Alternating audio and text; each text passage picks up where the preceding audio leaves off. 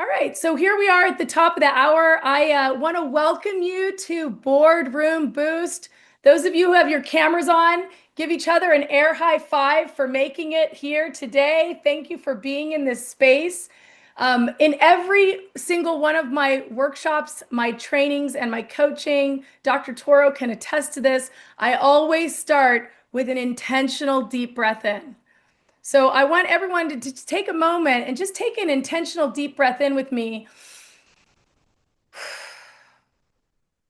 Because a lot of us are coming from fast moving lives. And the truth is, this is what happens in your meetings.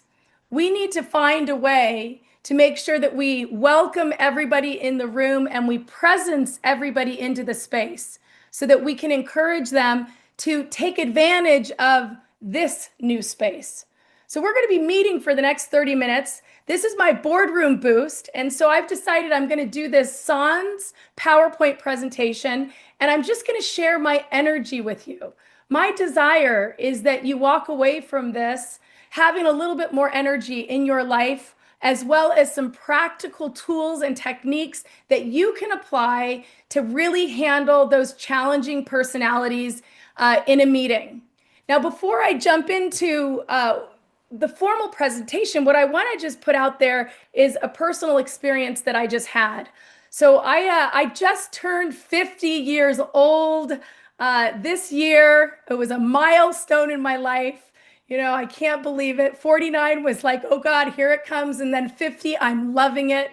The better it gets, the better it gets. And I woke up a few weeks ago and I had this moment of clarity, and it was really beautiful. And I want to share it with all of you right now. I woke up and I realized I have been the owner, creator, and founder of Robert's Rules Made Simple for over 20 years. 20 years I have been working with boards, I have been working with board chairs, and I've dedicated my career to really up-leveling what is happening in the meeting room. And then I had this epiphany. I am celebrating my 20th wedding anniversary this year. And so I was sitting there thinking about the fact that, you know what? I've got 2020 perspective. I've got 2020 vision. And it made me think about, how have I been doing this Robert stuff so long? And I've been doing this Robert stuff so long with the success I've had because for me, it really is about owning that everything I'm going to talk to you today about is a transferable skill. And so this webinar will boost you up, give you more energy if you allow it to be a conversation that's not just confined to the meeting room. Because the truth is, how many of you, by a show of hands, whether physical or virtual, have to deal with difficult personalities in every room of your life? Anybody know what I'm talking about, right? Right?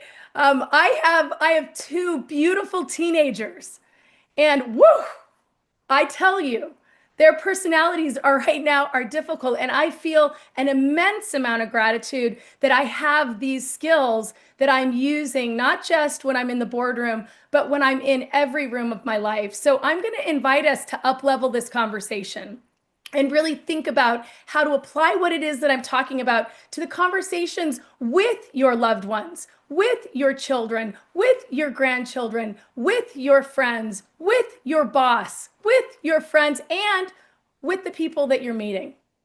It will make this conversation richer.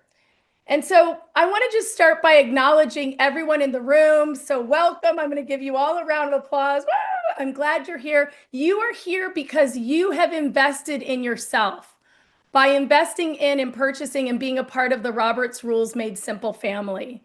You've either attended a webinar, you've either purchased my chair training, you've either hired me to be your coach. However you've made it here, you have made an investment in yourself and your board. And we really wanted to start providing additional services to give back to those who've already invested in themselves. So welcome, and I'm glad that you're here.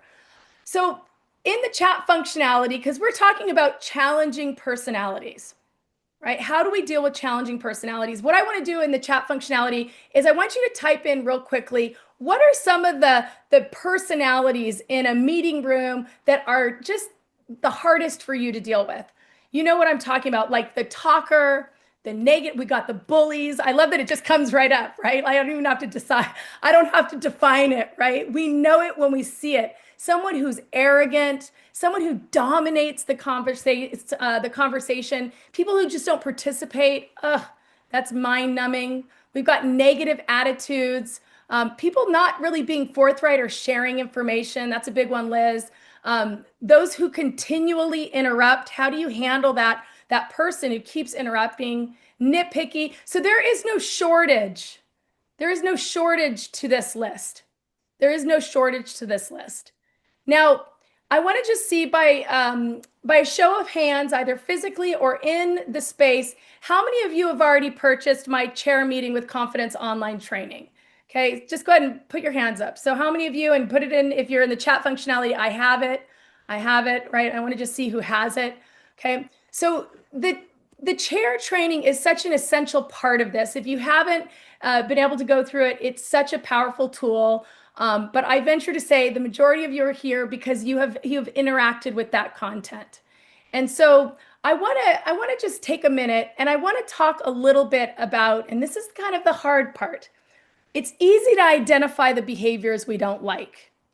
But the tricky part of being a really effective chair is to be able to become introspective and figure out how that lands on you.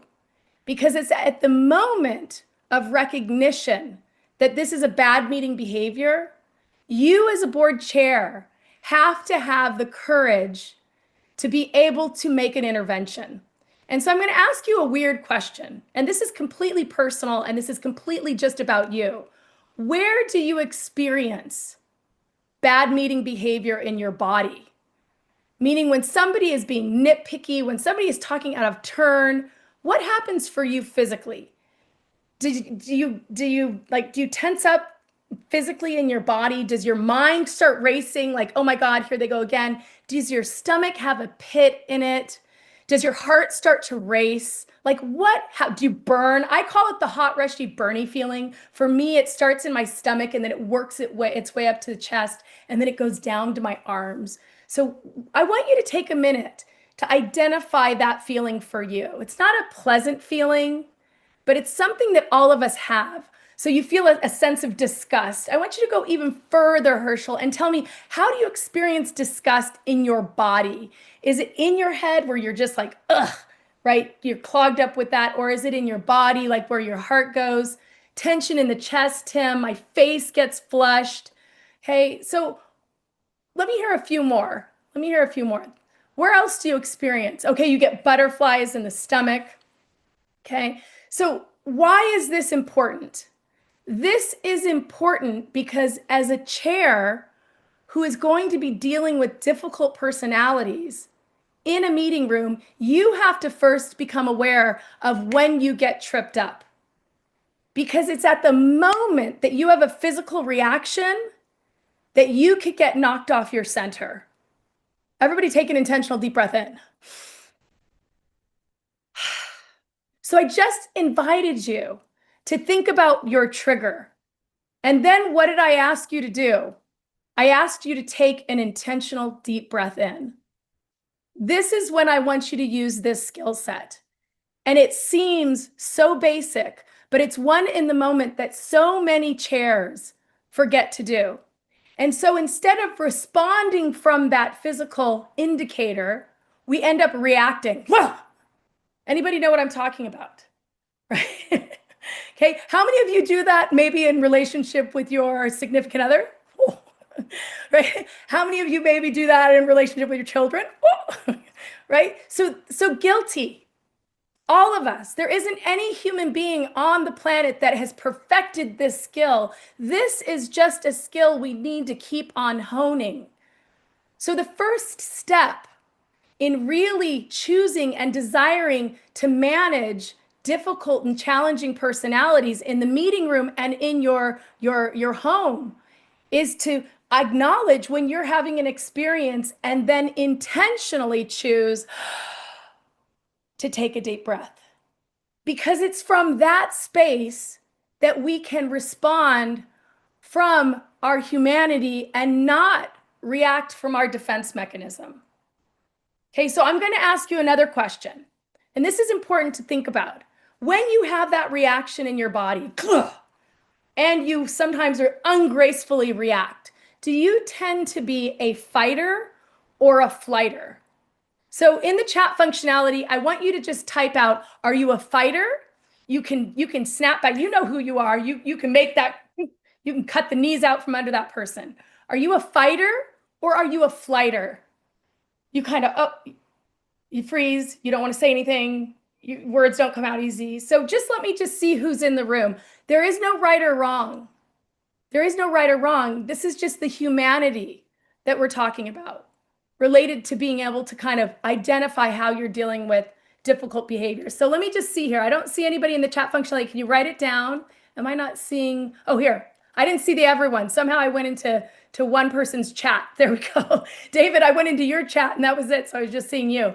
So it depends on, it depends. So fighter, depends, fighter. So some of us are fighter and flighter. We got a lot of fighters in the room. Welcome. Okay. So a little bit of both. That's totally true, right? So there's fight and flight. Fight and flight is the natural reaction. We all know that. Basic psychology says when you're uncomfortable in a situation, the basic human reaction is fight or flight. So what we're going to start with respects to handling challenging personalities is we're going to start by not making it about them. And we're not going to make it about us. We're going to elevate ourselves as the chair. And we're going to work to not take this work personal, but to really make sure that we understand who our person is so that we can use ourselves to guide the conversation in the meeting back towards a productive space. So let me just share a story. I'm going to pause for a moment. I have a master's degree in behavioral science with an emphasis in coaching and consulting. And one of my professors said something super profound that kind of impacted me, that I follow and I listen to all these years later. He said, the highest form of honoring a human being is to stay with them through the conflict. The highest form of honoring another human being is to stay with them through the conflict.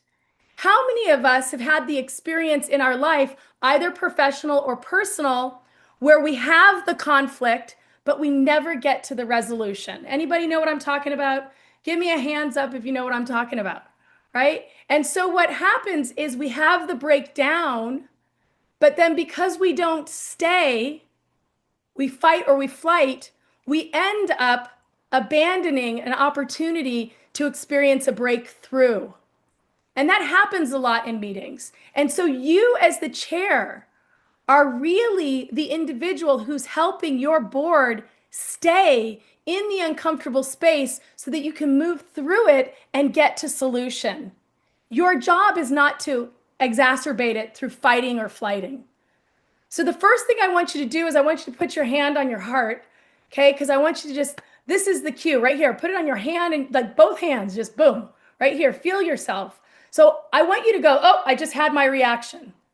Oh, I just had my reaction. Okay, so you become aware of it. And then you take the intentional deep breath in. And then you acknowledge, I'm not going to fight. I'm not going to flight. I'm going to stay. Okay, now what does stay stand for? I want everybody to type stay, S-T-A-Y, in the chat functionality. I'd like everybody to type S-T-A-Y, stay. Okay, because we know fight or flight, it's something that almost is, unless we're being intentional, something that is just a reaction. So that breath helps us create space. We get curious if we want to fight or flight, and then we remind ourselves to stay. And stay stands for stop thinking it's about you. Stay stands for stop thinking it's about you.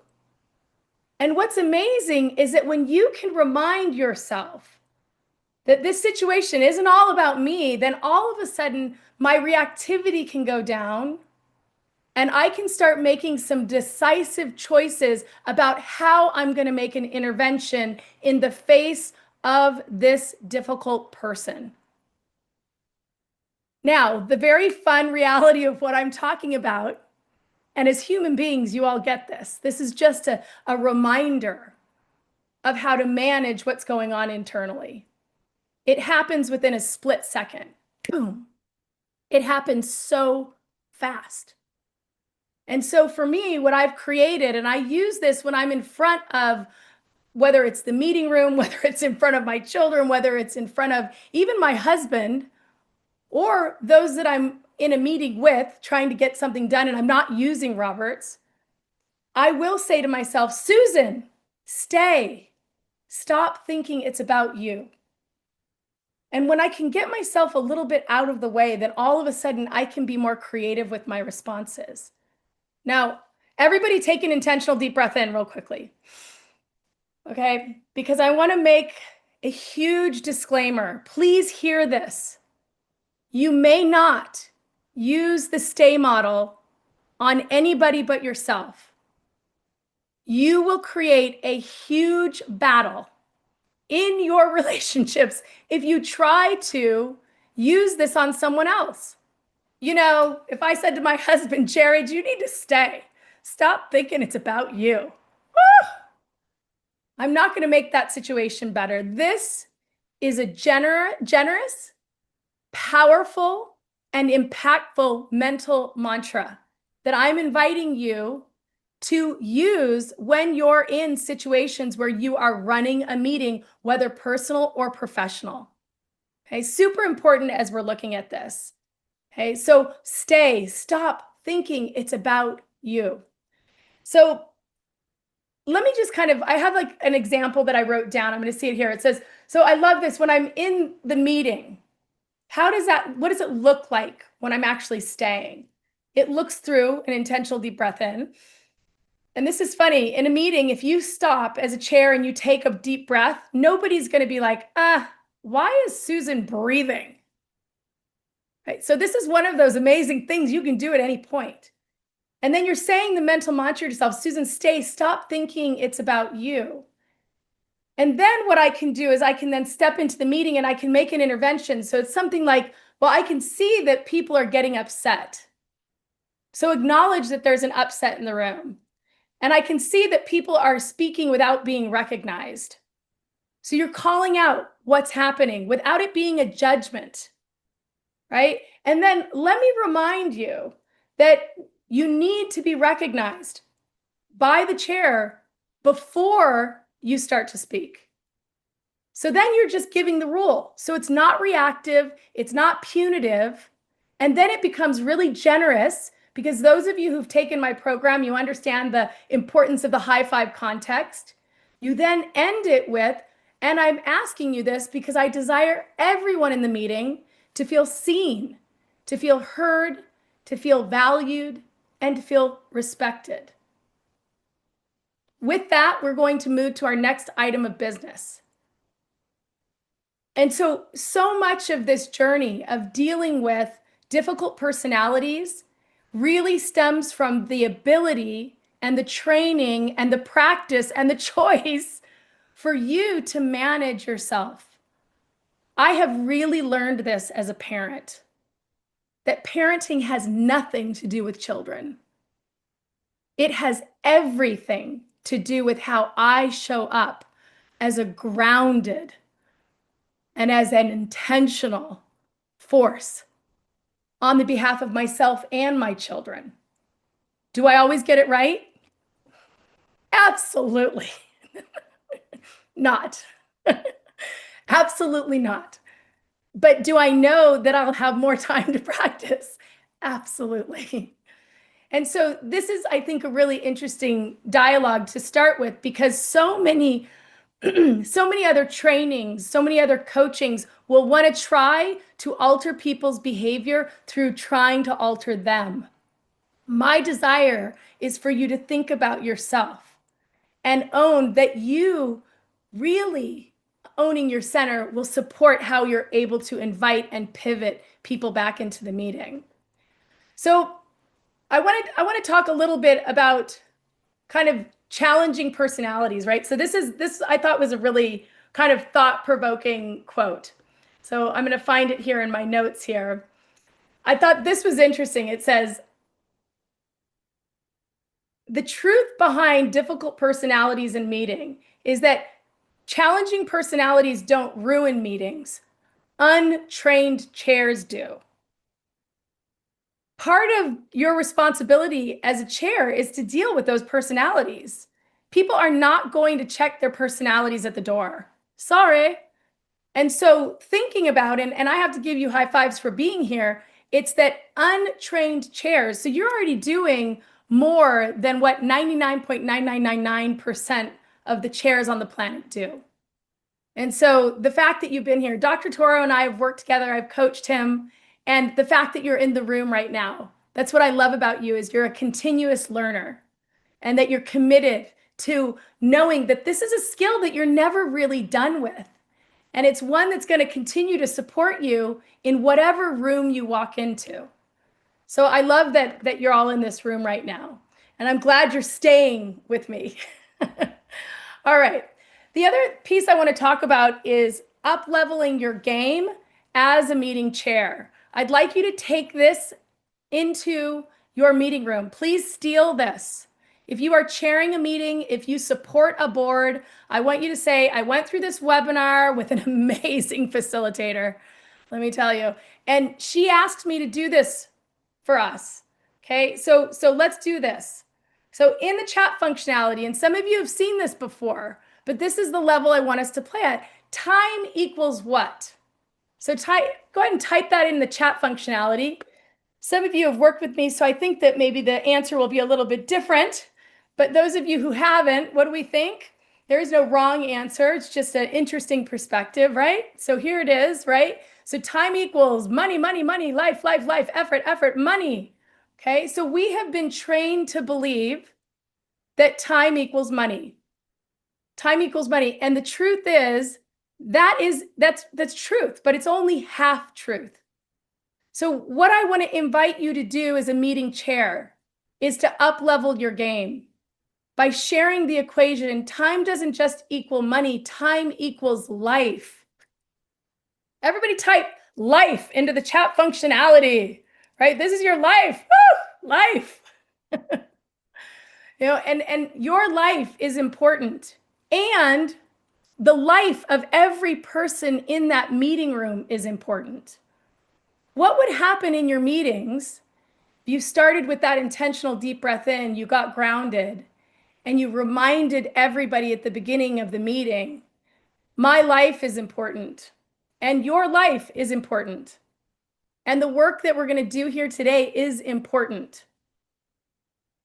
And so all of a sudden, what you're doing is you're inviting people to play at a different level. And sometimes your initiation and desire to play at that different level will actually take care of some of that bad meeting behavior before it occurs. I want you to think about how you're playing the game in each of the conversations that you're in. Is this a life game? Like right now, for me, I want to let you know I have 30 short minutes with you. And I want you to feel like your life has been impacted. And I want you to feel my life bump up against your life. And I want it to create some energy. I want it to create some value. I want you to know how important I think and I know and I believe this conversation to be. And I think we need to start running our meetings at that level. So in the beginning of your meetings, reminding people that our time equals life and the work that we're doing is important and the people around this table are important. So challenging personalities thrive in confusion, right? And that's one of the things that we need to realize is that as a meeting chair, we are creating a space where our meetings are a learning environment.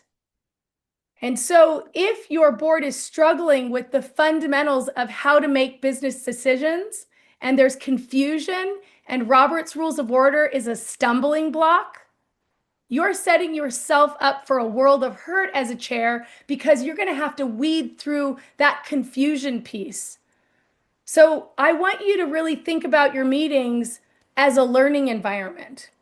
And be an advocate that every single person on your board, because your life is important, has to understand the fundamentals of Robert's Rules of Order.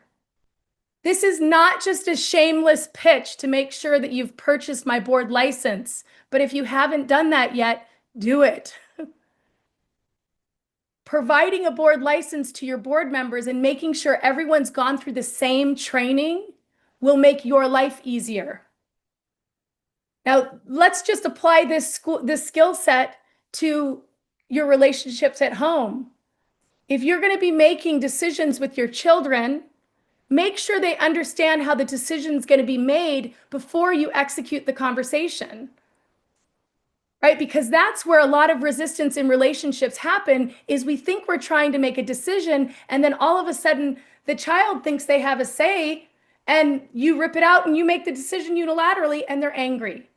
But if you started the conversation with, I want to let you know that your father and I are going to be making the ultimate decision, but what you say and the information you give to us is going to direct how we make this decision. So what you want and what you think is important.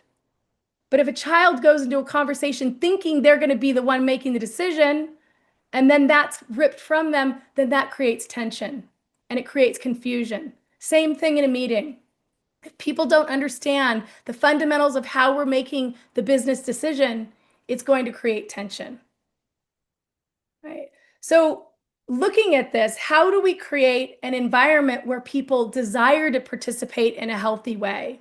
And I have 3 powerful minutes left in your life to share with you one of what I think is the most simple skill set that you can use, but it's one that you as a chair have to choose to be in a space of repetition with, and that is the high five context. Okay? This is so powerful. Start your meetings with your high five context. End your meetings with your high five context. What is your context? Your context is how you want people to think or feel at the end of this meeting. For me, when I run a meeting, I always start it with something like, I desire for everyone to feel heard, seen, valued, safe, respected. I don't have to explain those words. I have to just be a stand for those words. And then what's great is once I've defined the high five context, if someone shows up out of alignment with that, I'm arguing with them towards a context which feels good, rather than arguing with them about how they're not doing it right. So we're arguing towards the context. We're not arguing with the person. This is something that I did 20 years ago inside my wedding album. We wrote, "We will be in a happy, healthy, loving, and fun marriage." And I didn't realize it then, but that was my high five context with my husband. And every fight we've ever had starts with, "Jared, we will be in a happy, healthy, loving, and fun marriage. And I'm not having any fun right now. So what are we going to do to have some fun?" So it doesn't mean that you're not feeling it. It doesn't mean that you're not human. It means that you're arguing with the people that you care about to move in the direction of what you're desiring to create. Your work as a meeting chair is important. I encourage you to keep up your exploration of this topic. I'm glad that I'm here with you today. We have 1 minute left. I want to just see by a show of hands, how many of you have a little bit more energy than when you came into this workshop? Anybody into this webinar? Give me a high five. Give me a high five. There it is. There it is. Your life. Oh, my camera went so fuzzy because it had so much energy. Your life is worth having a boost for. I want to say thank you for your time. I want to say thank you for your energy, and I want to say thank you for your life. Please visit me at robertsrulesmadesimple.com. I am always available to come in and do presentations for your teams, for your organizations. Also, would love to do some webinars. Remember me when it comes time to do board retreat training. I would love to come in and help. Thank you so much, and happy meetings. We've been boosted.